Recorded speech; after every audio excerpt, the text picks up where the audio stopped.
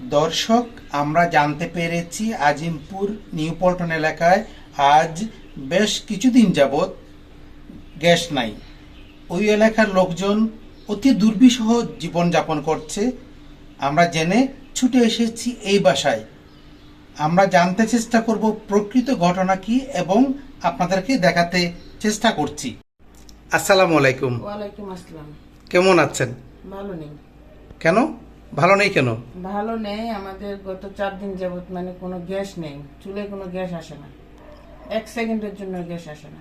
রাত্রেও আসে না? রাত্রেও আসে মানে দিন রাত 24 ঘন্টায়? 24 ঘন্টায় একদিন 1 সেকেন্ডের জন্য আসে না। এই 4 দিনের মধ্যে একটু গ্যাস আসে নাই? একটু আসে নাই। আমরা কি একটু দেখতে পারি? আপনার চুলার জ্বালাই একটু দেখাবেন? অবশ্যই।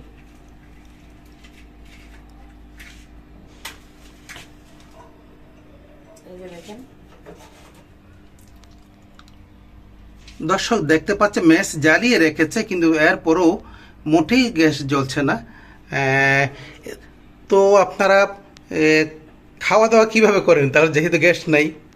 আমরা তো খাওয়া দাওয়া অনেক কষ্ট করে করতেছি, কারণ বাহির থেকে হোটেল থেকে কিনে আইনে মানে বাচ্চা কাচ্চা কোনো খাবার দিতে পারতেছি না। হোটেল থেকে আইনে দিচ্ছি, ওই একটু খাচ্ছি, পানি পর্যন্ত ফুটাতে পারি নাই, পানি পর্যন্ত কিনে খাচ্ছি, অনেক কষ্টে আছে।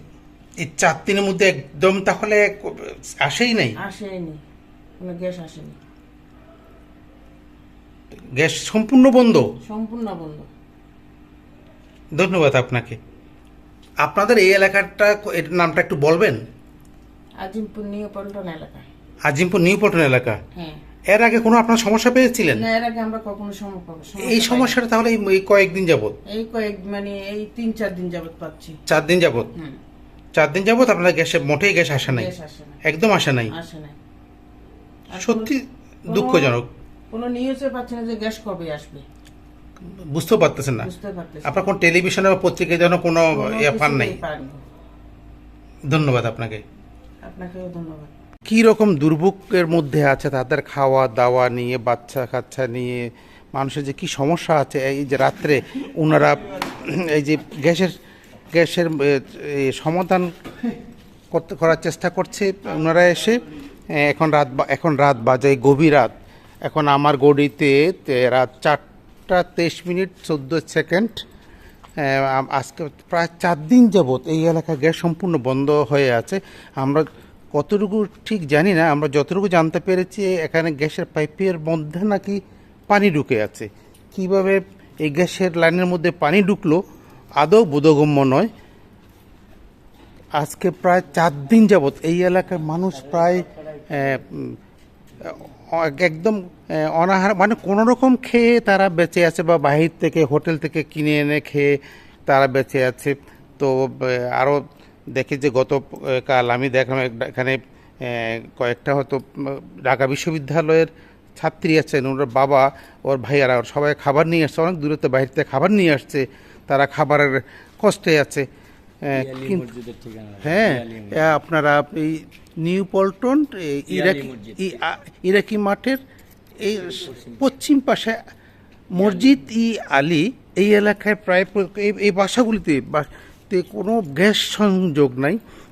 এই ভদ্রলোক এসে এত গভীর রাত্রে, এখন আমার ঘড়িতে 4টা 24 মিনিট 26 সেকেন্ড ওনারা এসে চেষ্টা করছেন, কিন্তু আদৌ আমরা তিতাস গ্যাসের এটাকে অবহেলা বলবো না কি বলবো, তাদের কোনো আমরা পত্রিকায় বা কোনো এরকম কোনো বিজ্ঞাপন বা কোনো সতর্কীকরণ কোনো এই এলাকার লোকজন বা এখানে ভাই, এখানে তিতাস গ্যাসের লোকে এসে আপনাদের কোনো কিছু বলে গেছে? কোনো কিছু কবে আসবে, কি আসবে, কোনো কিছু বলছে? হ্যাঁ, কিছুই বলে নাই। আপনার কিছু বলে নাই, লোকই আসে নাই। দুর্ভাগ্যের বিষয়। আমরা আপনার দেখতে পাচ্ছেন সাধারণ জনগণ বলছে এখানে কোনো লোকই আসে নাই। এত গভীর রাত পর্যন্ত আমরা সবাই বসে আছি একটু খাবারের জন্য, খাবার রান্না করার জন্য। গ্যাস না থাকলে, গ্যাস সম্পূর্ণ বন্ধ। আমরা অন্যান্য সময় দেখেছি বা শুনেছি যে কিছু কিছু এলাকায় কয়েক ঘন্টা বা কিছু সময় গ্যাস কম থাকে বা অনেক সময় বন্ধ থাকে, আবার আসে, কিন্তু একদম সম্পূর্ণ আজকে প্রায় আছে কয়দিন? 4 দিন। আজকে 4 দিন। হ্যাঁ, ওনারাও বলছেন আজকে 4 দিন সম্পূর্ণ বন্ধ। ঢাকা শহরে যদি সম্পূর্ণ চাঁদনি গ্যাস বন্ধ থাকে, খাবারের যে কি অবর্ণনীয় কষ্ট আপনারা বুঝতে পারছেন।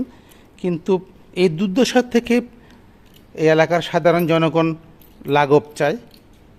এই জন্য আমরা সবাই এই এলাকাবাসী তিতাস গ্যাসের সহযোগিতা চাই।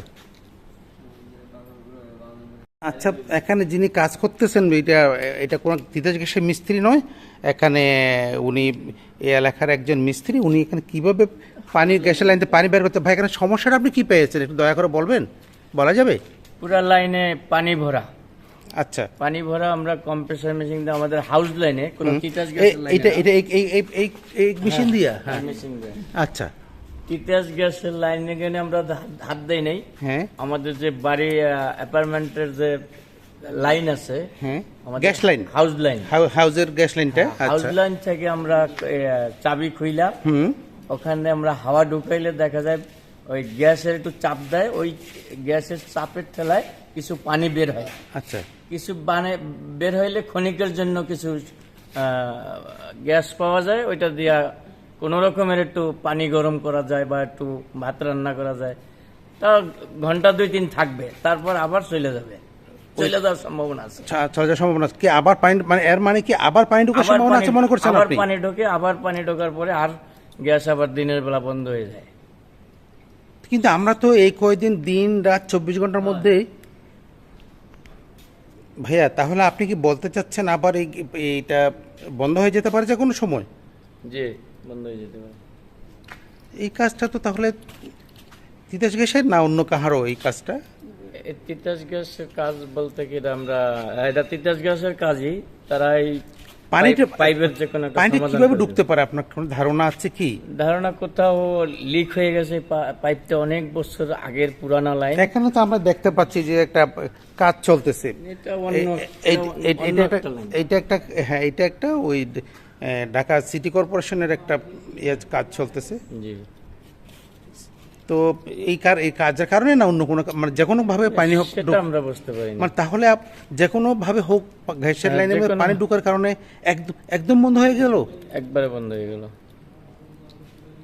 এই ঈদের পর থেকে এনারা যখন আবার এই কাজ ধরলো, এই কাজ ধরার পর থেকে টোটালি এইভাবে বন্ধ হয়ে গেছে, সমস্যা দেখা গেছে। এই যে রাস্তায় যে কাজ করতেছে। ঈদের আগে ভালোই ছিল, ঈদের পরে এনারা এসে এই সপ্তাহখানে ধরে এই কাজ ধরলো। এক সপ্তাহ হয় নাই, 5-7 দিন হয়েছে। এই 5-6 দিন ওনারা কাজ ধরার পর থেকে এই সমস্যাগুলো দেখা যাচ্ছে। আচ্ছা, তারপরে আমাদেরকে 2 বাড়িওয়ালা বললো যে ভাই কি হয়েছে, আমরা কি এভাবে না খাইয়ে থাকবো?